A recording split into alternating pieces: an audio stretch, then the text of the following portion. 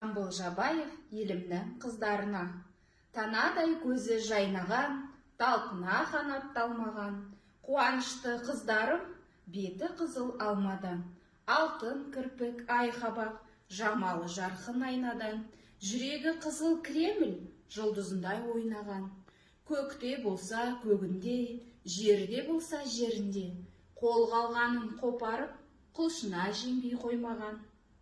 90-ға Жамбыл жеткенде. Құлшынбай Жамбыл не қылсын? 90 жасты бүркіттей бүріп тастап жеңгенде. Көлде жүзген аққудай қызымды да есірген. Шахтының тасын уатқандай ұлымды да өсірген. Жүрегімнен жылжыған жырымды да өсірген. Сендермен бірге жүргенде төбем көкке тиеді. Қуана сіздер күлгенде Жамбыл желі есесін. Көмейден өлең келгенде бірін білгір оқушы, бірін кілем тоқушы, бірін доктор, кейбірін далада алтын қалқушы. Соны ойлап қуанам.